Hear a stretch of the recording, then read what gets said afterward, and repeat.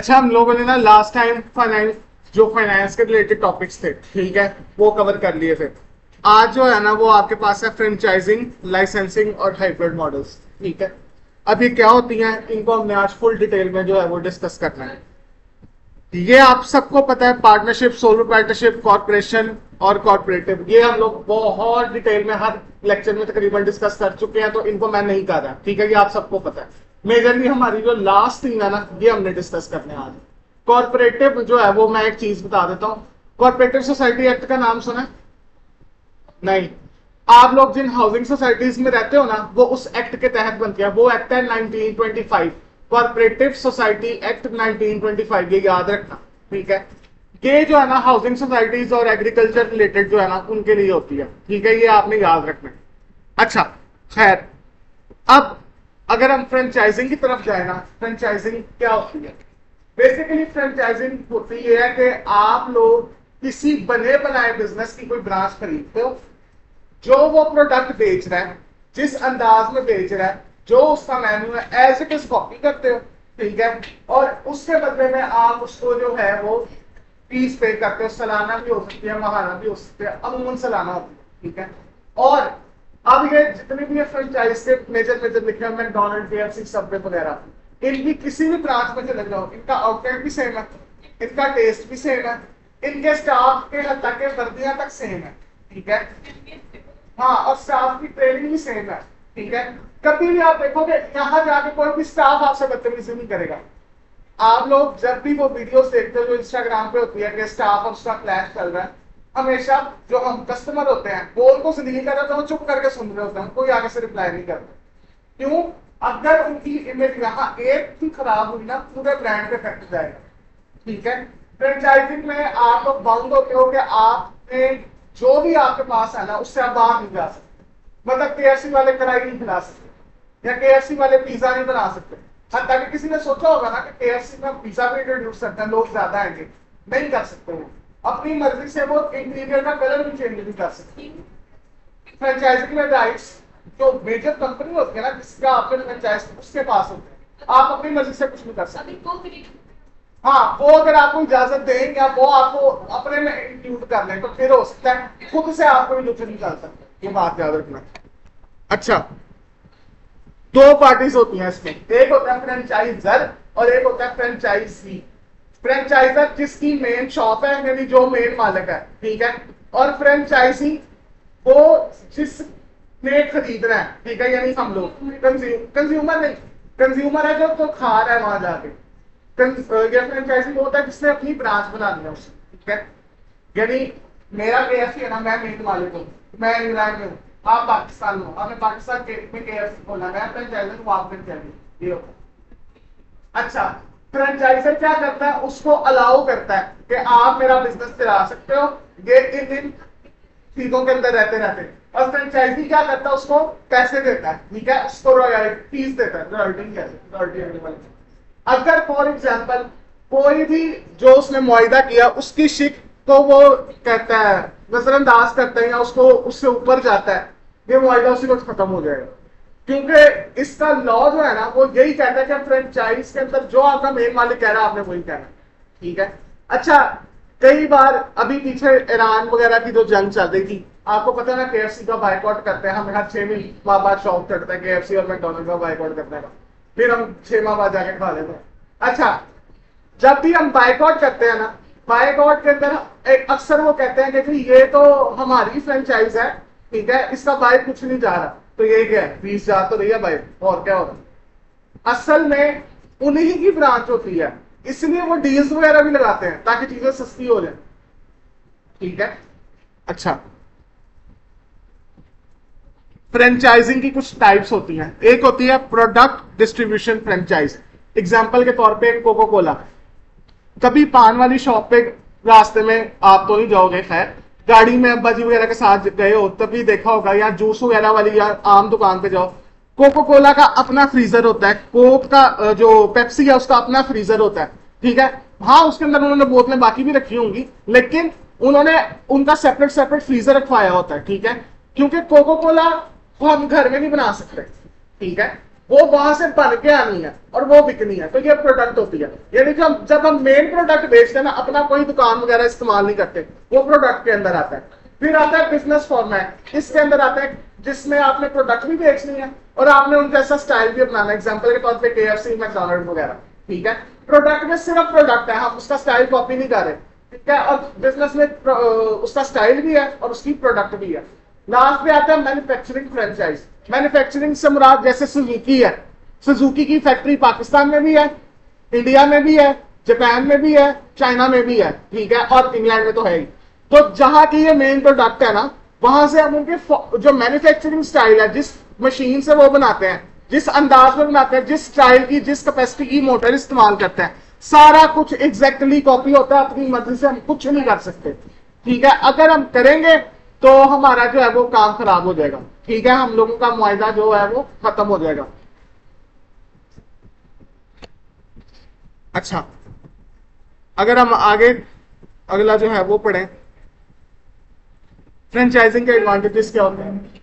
सबसे major advantage ये है कि आप लोगों की बनी बनाई इमेज है ब्रांड की, पहले से ही बनी हुई है। KFC अगर यहाँ पाकिस्तान में नाम चलता ना, तो पूरी दुनिया उसको जानती थी, पहले से पता था, ठीक है। अब फ्रेंचाइजिंग में आपका मेजर फायदा यह है कि आपको अपनी मार्केटिंग नहीं करनी पड़ती, ठीक है।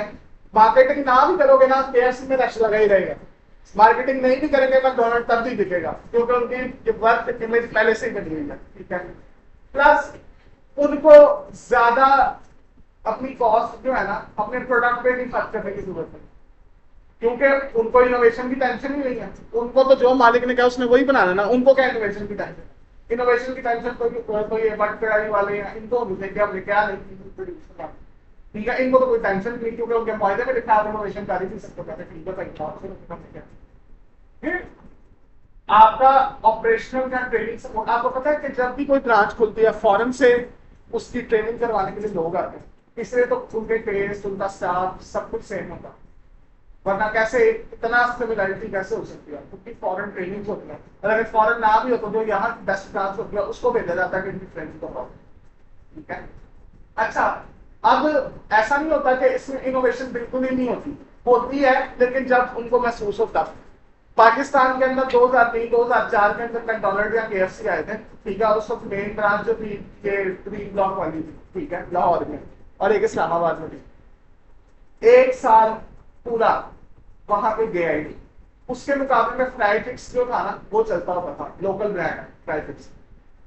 अच्छा, अब वहां पे जाता नहीं था। एक साल के अंदर अंदर ये लोग पाकिस्तान से बिजनेस माइंड अप करने लगे थे, तो ना इन्होंने एहतियाती तौर पे ना एक दफा जाके फ्राइड फिश फ्राई किया था, या कोई भी लोकल चीज। उनको तब समझ आया, असल में आपको पता है जो चॉकलेट होती है उसका फ्लेवर फीका होता है, वो डार्क चॉकलेट, असल चॉकलेट वो चॉकलेट होती है। इसी तरह जो बाहर गोरे लोग खाते हैं ना, वो बर्गर भी जो है ना वो खाली होता है, मतलब कि खाली से मिला दिया तो वो टेस्टलेस होता है, वो तो सादा कच्चा मीट खाते हैं, ठीक है। हम लोग पका के ऐसे मसाले मिर्च लगा के खाते हैं, वो लोग ऐसे नहीं खाते। अगर नमक मिर्च लगाते भी हैं तो बहुत थोड़ा सा, हमारे उधर डाल दो, ठीक है। अच्छा, बहरहाल आप लोगों का ये होता है। अब उस वक्त अगर वो इनोवेशन ना करते या अपना हमारा टेस्ट ना अपनाते, तो KFC का मैकडॉनल्ड यहाँ से जाने लगे, ठीक है। लेकिन अब उस टाइम पे क्योंकि नीड थी तो उन्होंने अडॉप्ट किया। अब आपको पता है मैकडॉनल्ड का आलू टिक्की बर्गर सिर्फ इंडिया में बिकता है, क्योंकि वहां वेजिटेरियंस आ गए, ठीक है। अब वो भी तो इनोवेशन किया, लेकिन अब वो भी मालिकान ने प्रूव की थी तो हुई थी, खुद से वो कुछ नहीं कर सकते, ठीक है। डिसएडवांटेजेस, अब जो एडवांटेजेस है उसके उल्टी है, ठीक है। सबसे पहले अब जो इनोवेशन की तो मैंने टेक्निक समझा दी ना, अभी के इनोवेशन की नीड क्या है बोला। अब अगर इनोवेशन जो है वो लोग उस वक्त ये ना करते, मालिकान अड़े रहते, तो क्या होता, बिजनेस माइंड अप होता, ठीक है, और इनको कॉस्ट पड़ जाती, अच्छी खासी कॉस्ट पड़ जाती। फिर आप लोगों की फ्लेक्सिबिलिटी ही नहीं है, ऑपरेशनल फ्लेक्सिबिलिटी का मतलब ये होता है कि फॉर एग्जांपल अब वहां पे हत्ता कि ये भी लिखा होता है कि एक ब्रांच पे आपने कितने बंदे हायर करने हैं।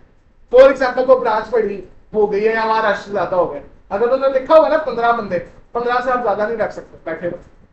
अब फॉर एग्जांपल आप जाके KFC या मैकडॉनल्ड वेट करते रहो और आपकी बारी ना आए, आप लोगों को मैं गारंटी लिख के देता हूँ 10 मिनट बाद उठ के वापस आ जाओगे या किसी और ब्रांच में चले जाओगे। हम लोगों में सफर नहीं है, ठीक है, किसी में भी नहीं है, कोई भी वेट नहीं करेगा और फिर शोरूम के कस्टमर क्या हो जाएंगे, लूज होना शुरू हो जाएंगे। फिर आप लोगों की कॉन्ट्रेक्चुअल ऑब्लिगेशन होती है जो कि बहुत स्ट्रिक्ट है। मैंने अभी बताया कि एक भी ऑब्लिगेशन खराब हुई या वो टूटी तो आपको जुर्माना पड़ेगा। वो आगे डॉलर में फीस पे कर रहे हो तो उनका दिमाग खराब है कि वो अपने आप को जुर्माना भी डलवाए। फिर आप लोगों की हमेशा जो रेपुटेशन होती है ना वो फ्रेंचाइजर की होती है। एग्जाम्पल के तौर पर अभी वो जो जंग वाली एग्जाम्पल दिया, पाकिस्तान में है ना ब्रांचेस, पाकिस्तानी ऑनर चला रहे हैं, उन्होंने तो नहीं जाके हमला किया, हमला तो इंग्लैंड और ये अमेरिका वाले कर रहे हैं ना, उन्होंने किया तो यहाँ पे उनकी काम खराब हो गया। बेशक उनको फीस जाती है लेकिन 80% पोर्शन किसके पास है, हमारे पास। काम तो खराब हो रहा है ना, तो सारा का सारा हमारी रेपुटेशन किस पे डिपेंड करती है, फ्रेंचाइजर के ऊपर जो मेन मालिक होता है। फिर आती है licensing, same as it is है जैसे फ्रेंचाइज होती है, ठीक है, लेकिन इसमें पेटेंट वाला याद है, पेटेंट और उसका फर्क समझाया था कि पेटेंट होते हैं वो इंटेलेक्चुअल प्रॉपर्टी के ऊपर होते हैं और कॉपीराइट्स किसके ऊपर होते हैं, इनोवेशन के ऊपर, यानी किसी चीज के ऊपर। लाइसेंसिंग होती है किसी को किसी तरह जो होता है ना ये फ्रेंचाइजिंग, जो किसी इनोवेशन वगैरह या खाने जो फिजिकल चीज है, और ये होते हैं जो हमारी वो है क्या नाम है इंटेलेक्चुअल प्रॉपर्टी या लोगो वगैरह। अब कोको कोला का लोगो कोई कॉपी नहीं कर सकता क्योंकि उन्होंने उसको पेटेंट करवाया है, रजिस्टर करवाया हुआ है, ठीक है। कोको इसी तरह उनकी बोतल का स्टाइल कोई कॉपी नहीं कर सकता, ठीक है। अब इसके अंदर वो ट्रेडमार्क कंपनी की जो वो कॉमन सील होती है जिसको आप स्टैंप कहते हो कंपनी की, ठीक है, ये उसके तहत सारे रजिस्टर्ड होते हैं। और इसमें भी दो पार्टीज ही होती हैं, लाइसेंसर और लाइसेंसी, ठीक है। वही काम है कि एक जो है वो आपको अलाउ करता है, ठीक है, और एक जो आपको पेमेंट करता है उसकी। ये जो मेडिकल स्टोर्स होते हैं, ठीक है, कोरोना की जब दवाई आई थी बनाई तो गोरो ने थी, तो पाकिस्तान में इतनी जल्दी कैसे आ गई, उन्होंने इम्पोर्ट करवाई, उसके बाद उसका लाइसेंस लिया कि इस फॉर्मूले को हम लोग इस्तेमाल करना चाहते हैं। उन्होंने कहा हाँ आप याद कर सकते हैं, तो उसके बदले में फीस पे की गई थी और वो फॉर्मूला खरीदा गया था, ठीक है। और आज भी लोग हम उस वैक्सीन की लाइसेंसिंग फीस देते हैं, ये भी रिन्यू होती रहती है, ठीक है, आपको बार बार देनी पड़ती है। एडवांटेजेस और डिसएडवांटेजेस इसके यही है। सबसे पहले एडवांटेजेस में आ जाओ, लो फाइनेंशियल रिस्क। देखो अगर कोरोना की वैक्सीन का फॉर्मूला हम खुद बनाते और वो ठप हो जाता तो हमें कॉस्ट पड़ जाती, ठीक है। और आपको पता है जो फंडेड प्रोजेक्ट्स होते हैं ये इस तरह वैक्सीन वगैरह के या पोलियो में कतरे पिलाने आते हैं, तो हुकूमत मखसूस प्रोजेक्ट का अमाउंट या बजट मुकर्रर करती है उसका। अब अगर वो फेल हो जाता हुकूमत अगली बार बजट या तो देती नहीं, और अगर देती तो कम देती, ठीक है। इस केस में क्या है, हमने तो बाय से प्रूव है, हमने तो सिर्फ उसको यहाँ बुक बना दी, ठीक है। दूसरा आपकी जो है मार्केट में कॉस्ट जो है ना एडवर्टाइजिंग कम होती है। फॉर एग्जाम्पल आप कोको कोला का ट्रेडमार्क या कोको कोला का स्टैम्प है अपनी बॉटल को बदला के देते कभी, अच्छा कभी देखा है कि स्प्राइट फैंटा कोको कोला के ही सब प्रोडक्ट पता है, 7 अप अलग है, ठीक है। कोको कोला स्प्राइट और फैंटा के एक ही हेड है, कोको कोला ही उसका हेड है, उसके कैर को देखना पता चल रहा है इसके अंदर होता है, ठीक है। अच्छा फिर आते हैं आपके टैरिफ्स, ट्रेड के बैरियर्स। देखो आप लोग बार बार चीजें इंपोर्ट एक्सपोर्ट नहीं कर सकते। अभी जो हालात चल रहे हैं ट्रेड बंद हुई है ना, ठीक है, यहाँ कॉस्ट बहुत ज्यादा हुई है। एक ही दफा हमने लाइसेंस खरीदे अब हम खुद बना सकते हैं, ठीक है, हमें बार बार 22 चीजें मंगवाने की जरूरत है।